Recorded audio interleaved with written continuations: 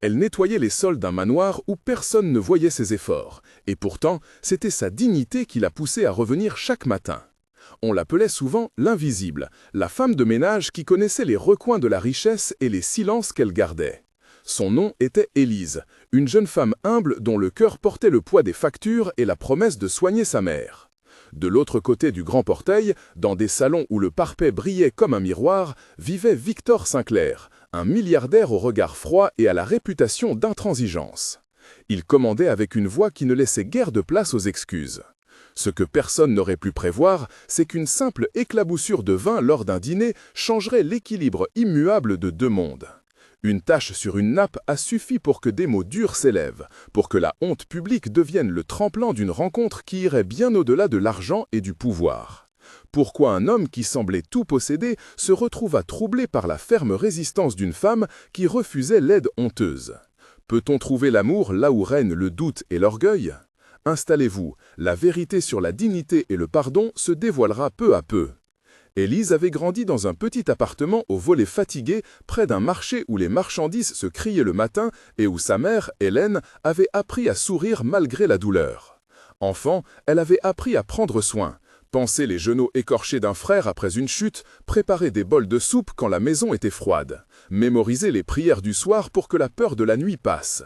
Ses études s'étaient interrompues tôt, quand le traitement d'Hélène avait exigé plus d'attention et d'argent.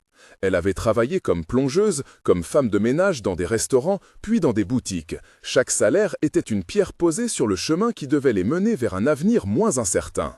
L'enfance d'Élise lui avait inculqué une dignité silencieuse. Elle refusait la pitié et rendait la fierté à ceux qui la regardaient avec condescendance. La perte d'une première promesse d'amour l'avait aussi rendue méfiante. Un ancien fiancé, Antoine, avait déserté quand la maladie de sa mère avait demandé des sacrifices. Depuis, sa promesse la plus profonde était de ne jamais laisser sa mère manquer de soins, même si cela signifiait porter seul le monde sur ses épaules.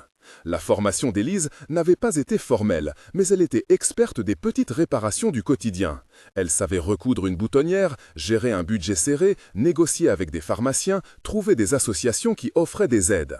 Ces compétences pratiques devinrent des talents indispensables lorsque le diagnostic de Hélène exigea un traitement coûteux.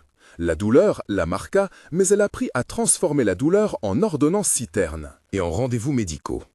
Dans son présent, elle vivait entre l'hôpital et le manoir, entre la blouse blanche des soignants et la tenue grise des employés du service. La perte et l'absence l'avaient aussi rendue prudente dans ses jugements. Elle savait que l'argent pouvait réparer certaines plaies et ruiner d'autres. C'est pourquoi elle avait fait une règle.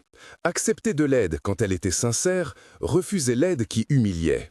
Cette règle la guidait dans chaque décision, simple ou cruelle. Sa dignité n'était pas une posture, mais une nécessité vitale pour elle et pour sa mère. Victor Sinclair avait une histoire moins visible que ses immeubles.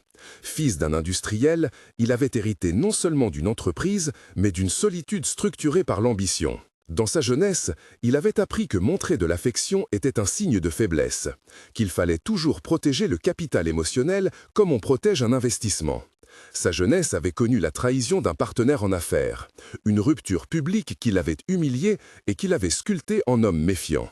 Il avait 45 ans, la mâchoire dure et un appartement aux fenêtres grandes ouvertes sur la ville, mais ses nuits étaient souvent peuplées de silencieuses inquiétudes.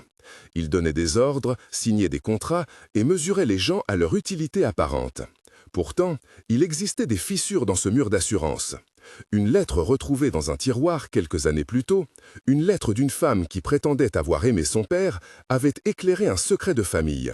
Victor n'avait jamais appris la tendresse paternelle. Ce manque avait nourri son cynisme. Il trouvait dans l'argent une manière de combler le vide. Mais l'argent ne savait pas tenir une main dans la nuit. Sa confiance était rare et sa vulnérabilité soigneusement cachée. Il n'avait jamais voulu de scandale, mais la presse locale murmurait parfois sur ses décisions abruptes et son traitement distant des employés. Ceux qui travaillaient pour lui le craignaient, pas toujours sans raison. L'entrée d'Élise dans le monde de Victor se fit par une petite porte de service.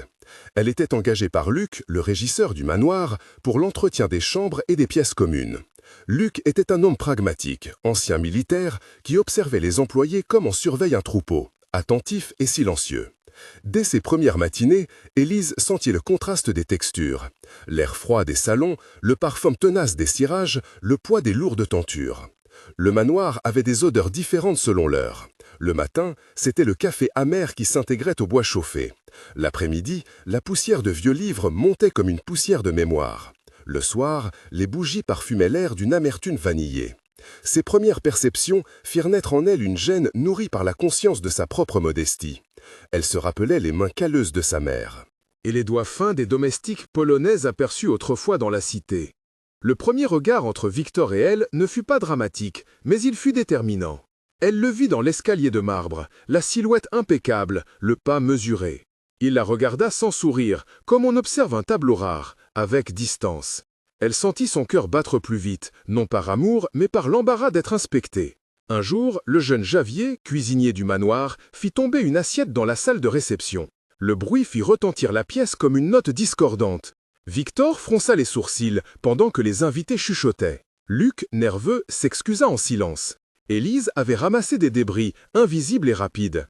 Elle sentit les yeux sur elle, les regards qui divisaient l'espace en deux classes vivantes, ceux qui mangeaient et ceux qui ramassaient. Sentant une humidité monter dans sa gorge, elle se força à ne pas pleurer. L'incident public survint lors d'un dîner où étaient réunis investisseurs et artistes, une soirée faite de verres et de blagues feutrées. La nappe blanche accueillit un verre de vin rouge qui explosa dans une gerbe. Un invité rit, un autre se tut. Victor prononça un mot sec. La tension monta, sa voix coupa la conversation et devant une lame. Une convive, Madame Dupont, chuchota une remarque blessante sur l'éducation des domestiques. Les rires contenus devinrent des regards acérés. Élise, en s'approchant pour nettoyer, sentit la chaleur du rouge sur sa peau et la brûlure du regard de la foule. Elle se rappela les épaules de sa mère, la promesse de ne jamais supplier l'humilité. Victor ordonna qu'on lui apporte une enveloppe de compensation. Un murmure parcourut la salle. L'enveloppe tomba sur la table basse, comme un symbole. Les mots furent prononcés à mi-voix. Accepterait-elle l'argent? Les convives attendaient le spectacle. Dans ce moment, le bruit du cristal, le parfum du parfum oriental d'un invité et le froissement de la soie devinrent presque insoutenables. Élise posa sa main sur la nappe tachée, sentit la rugosité du tissu et choisit. Elle recula, ses yeux devenus deux bras de résistance. Elle regarda Victor et déclina l'enveloppe. Les murmures se transformèrent en stupéfaction. Madame Dupont eut un sourire cruel, comme si la jeune femme venait de briser une règle non écrite. Luc tenta d'intervenir, mais Élise demanda simplement des gants et un balai. Elle refusa l'argent parce que l'argent offert en spectacle aurait été une vente de sa dignité. Son refus fit plus de bruit que la chute du verre. C'est ici que nous posons la question aux spectateurs. Si vous étiez à la place d'Élise, accepteriez-vous l'argent pour sauver quelqu'un que vous aimez? Écrivez en commentaire en commençant par « j'accepterai » ou « je refuserai ». Vos réponses éclaireront le débat sur dignité et nécessité. Pendant que vous écrivez, revenons à l'instant où ce refus alluma. Une étincelle dans le regard de Victor. La première réaction de Victor fut l'étonnement, puis la curiosité. Personne ne lui avait jamais opposé une telle résistance indifférente. Il s'attarda après le dîner, demanda à Luc qui était cette femme au regard droit. Luc expliqua. Élise, mère malade, travailleuse depuis toujours. Victor se trouva à imaginer une scène qu'il n'avait jamais vécue, une mère qui l'appelle à l'aube, des médicaments à organiser, des factures inscrites en petites tâches quotidiennes. Pour la première fois depuis longtemps, la façade du milliardaire craquela légèrement. Cette curiosité prit la forme d'une offre inhabituelle. Il proposa que la famille d'Élise reçoive un paiement discret pour couvrir les soins. Elle refusa encore. La scène se termina dans le couloir d'un presque silence, avec Victor regardant une femme qui préférait la dignité à l'argent. Les jours suivants, cependant, il y eut un soin inattendu. Victor, malgré sa distance, fit des gestes que personne n'avait remarqués, comme s'ils avaient été planifiés par une main différente. Il envoya Clara, l'infirmière du personnel, pour évaluer l'état de la mère d'Élise. Clara prit des notes, consulta des dossiers, parla doucement à Hélène. Javier apporta de la soupe chaude, Sonia, la secrétaire, trouva une ligne d'aide. Ces personnages, nommés et présents, tissèrent des petites attentions autour d'une famille que Victor observait comme on surveille une expérience. Victor commença à connaître les odeurs d'une maison modeste, la façon dont l'air semblait plus lourd quand l'espoir se tarissait. Ce qui humanisa Victor ne fut pas seulement l'empathie, mais un souvenir ressurgi d'enfance. Un soir, en feuilletant une boîte de vieux albums, il tomba sur une photo de son père tenant la main d'une femme inconnue. Ce témoignage réveilla en lui des regrets. Il se confia pour la première fois à son avocat Antoine Lebrun en avouant un vide ancien. Antoine prit des notes, offrit des formules prudentes, mais la conversation fit tomber un masque. Victor commença à traiter Élise différemment, moins de froideur, plus de questionnement.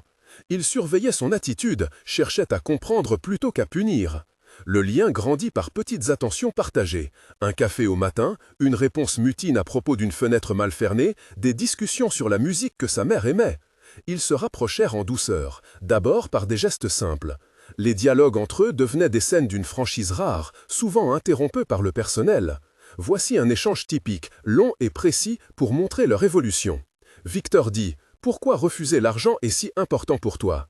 Élise répond « C'est que l'argent donné par pitié casse quelque chose chez moi. » Victor demande « Et si c'était pour la sécurité de ta mère ?» Élise reprend « Et si c'était pour me faire sentir redevable ?»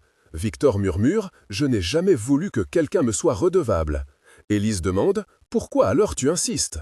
Victor avoue « Parce que je n'ai jamais su comment offrir sans humilier. » Élise explique « Il y a une différence entre offrir et acheter un silence. » Victor réfléchit et demande « Qu'est-ce que te fait garder la tête haute ?»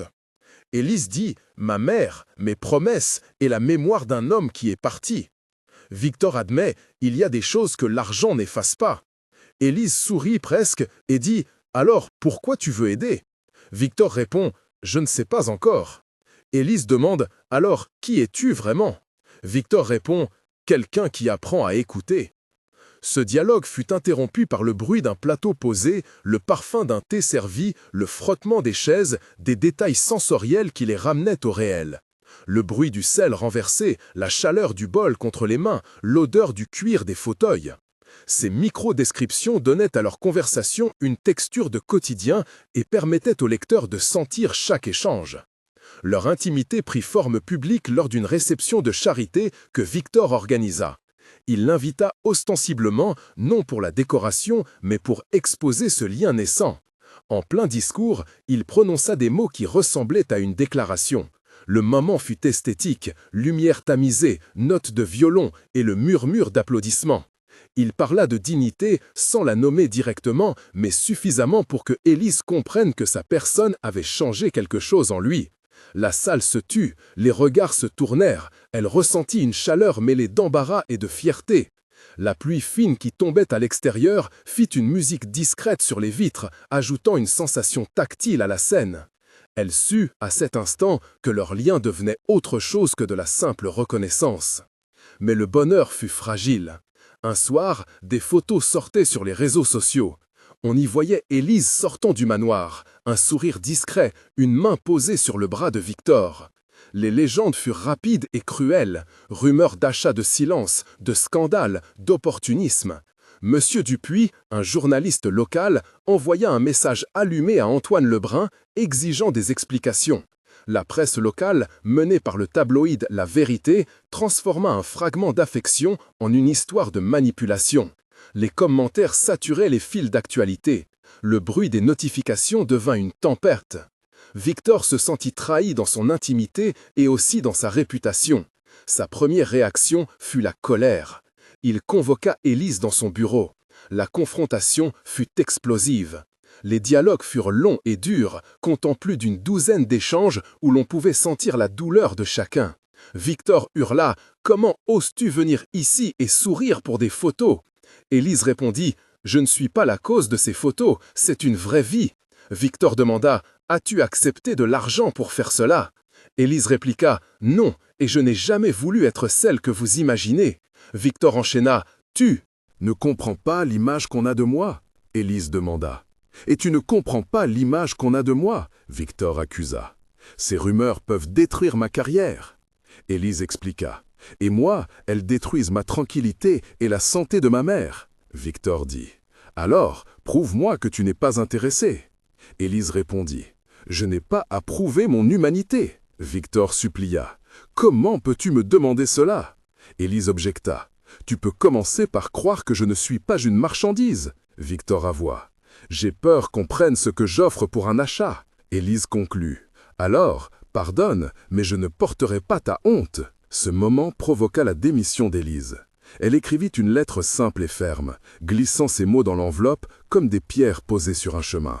Elle quitta le manoir, emportant avec elle la douleur d'avoir été jugée et le remords de ceux qui restaient. La lettre fut lue par Luc et Javier, chacun y réagissant à sa manière. Luc fut silencieux mais furieux. Javier pleura. Clara chercha des solutions. Après son départ, Victor comprit qu'il avait perdu quelque chose de précieux. Il se sentit dévasté, remords qui rongeaient ses nuits. La vérité vint sous la forme d'un témoignage inattendu. Madame Dupont, prise de remords, admit avoir posé pour les photos mais n'avoir pas mentionné le contexte.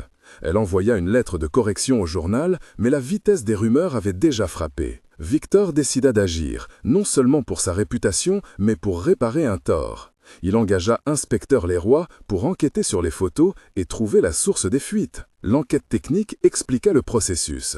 Le recueil des métadonnées, la vérification des comptes, la consultation des images de sécurité du quartier, tout cela en 300 mots environ pour montrer la précision du travail. L'équipe recensa les appareils, demanda les logs des serveurs, contacta les hébergeurs et retrouva l'origine à un photographe local lié à un rival d'affaires. Ce détail procédural rendit l'encontre crédible et montra qu'une investigation sérieuse ne se fait pas sans méthode et preuves. Victor se lança dans une quête pour retrouver Élise. Il fit appel à Sonia, la secrétaire, qui retrouva des informations sur l'adresse de la mère d'Élise grâce à un dossier d'aide sociale. Il parla à Antoine Lebrun, demanda à Charles, un ancien collègue, de lui prêter une voiture. Chaque nom cité était un maillon d'une chaîne. Marie la voisine, Luc le régisseur, Javier le cuisinier, Clara l'infirmière, Madame Dupont la convive embarrassée, Inspecteur Leroy l'enquêteur, Antoine l'avocat. Tous eurent un rôle précis dans la quête. Victor trouva la rue où Élise vivait, frappa à la porte et trouva une pièce où la lumière filtrait mal. Hélène, affaiblie, ouvrit la porte. Le remords de Victor prit la forme d'un aveu sincère. Il admit ses erreurs, implora le pardon. Les questions. Dialogues furent encore une fois nombreux et détaillés, exprimant la lutte entre fierté et nécessité. Élise, blessée, demanda des preuves, des garanties. Elle exigea une réparation concrète, qu'on paye les traitements, mais surtout qu'on rende public le témoignage qui rétablirait la vérité. Victor accepta, non pas par orgueil, mais parce que le remords l'avait changé. Il prit des actions concrètes. Il paya les factures médicales de Hélène, organisa un traitement spécialisé et offrit un petit appartement près de l'hôpital pour plus de confort. Il écrivit une lettre publique signée où il corrigeait la version des faits et déplorait la précipitation des jugements. Il visita l'hôpital, demanda des comptes au service et se présenta devant les médias pour dire la vérité. La réconciliation prit du temps. Les moments de tension pendant cette phase furent intenses, composés de 2 à 3 paragraphes chacun, explorant la mémoire, la décision et la résolution. Un moment, Élise se souvient d'Antoine, qui l'avait abandonné et hésite à faire confiance. Un autre, Victor se rappelle la lettre de son père et pleure pour la première fois. Un troisième, Hélène a une rechute et la peur oblige Élise à accepter l'aide. Chaque moment fit éclore une décision. Finalement, la preuve la plus nette vint d'une vidéo publiée par Madame Dupont où elle confessait la mise en scène. Le tabloïd dut publier une rectification. Les réseaux se calmèrent. Victor, ayant perdu la fierté superficielle, trouva la capacité de demander pardon en public et en privé. Il chercha Élise, la trouva au chevet de sa mère et lui dit « Je ne veux pas acheter ton pardon, je veux mériter ta confiance ». Elle répondit en l'observant, écoutant les battements irréguliers de son cœur, la chaleur du radiateur, l'odeur des médicaments, les bruits de couloir de l'hôpital et le goût salé des larmes. Elle accepta qu'il prouve par des actes la sincérité de sa demande. Les mois qui suivirent furent faits de petites choses. Visites régulières à l'hôpital, paiement discret, soutien administratif, moments partagés où la caisse de chaleur humaine remplaçait les transactions. Victor apprit à cuisiner de petites soupes maladroitement, tandis qu'Élise expliquait comment plier un drap sans le froisser. Ils rirent, se disputèrent sur des détails banals et trouvèrent dans ces échanges une normalité qui guérit. Le manoir changea aussi. Victor prit des mesures pour améliorer la vie du personnel, augmenta les salaires, signa des contrats de soins pour les employés, transformant sa richesse en responsabilité. La communauté réagit. Les voisins virent Victor dans des contextes différents. Marie la voisine sourit, Javier devint plus confiant dans son travail, Clara fut promue comme infirmière reconnue, Luc resta fidèle et respecté. Épilogue, 1 mois plus tard, un nouveau printemps lunaire baignait la ville. Hélène se promenait doucement dans un jardin thérapeutique financé par la fondation de Victor. Élise, assise sur un banc, regardait sa mère respirer un air plus léger. Victor passa, posa une main sur la sienne, sans mots pour l'instant. Les gestes racontaient une tendresse qui n'avait pas besoin d'être justifiée. Ils avaient appris la patience et la réparation. La communauté remarqua le changement. Certains restèrent sceptiques, d'autres accueillirent la transformation. Le mois avait permis la première cicatrisation des blessures publiques. Épilogue, 3 mois plus tard. La fondation de Victor avait lancé un programme d'aide aux familles de malades chroniques. Élise participait désormais au comité consultatif, parlant avec des voix qui ressemblaient à la sienne, partageant des conseils pour éviter l'humiliation des aides. Victor intervenait en coulisses, soutenant des dossiers, signant des chèques sans publicité. Leur relation s'était transformée en partenariat. Amour discret, respect mutuel et un projet commun pour aider d'autres comme eux. Les réunions du comité avaient des odeurs de café, des papiers froissés et parfois des rires. Les journalistes, maintenant plus prudents, écrivaient des portraits nuancés. Épilogue, 6 mois plus tard. Le manoir ouvrait une aile pour les professions sociales, financée par la fondation. Hélène allait mieux et ensemençait des sourires. Élise et Victor vivaient une vie loin des projecteurs, faite de soins, de petites disputes et de grandes confidences. Il avait laissé tomber l'habitude de mesurer les gens à leur crédit et elle avait appris que demander de l'aide n'était pas une faiblesse. Ils avaient construit ensemble un témoignage tangible, la dignité retrouvée, la fierté transformée en responsabilité, le pardon qui devient action. La ville, témoin de la transformation, murmura que l'histoire avait commencé avec une tâche, mais qu'elle s'était achevée par une guérison collective. Au final, ce récit est une leçon. Le vrai trésor ne se calcule pas en compte bancaire, mais en actes quotidiens. La dernière image reste une main qui tient une lettre ouverte. Une lettre où l'on lit « Nos secrets dévoilés nous ont permis de construire la confiance ». Si cette histoire vous a touché, dites-nous en commentaire ce que vous feriez à la place d'Élise. Et n'oubliez pas de vous abonner pour d'autres récits qui explorent la dignité, la fierté et le pouvoir du pardon. À bientôt!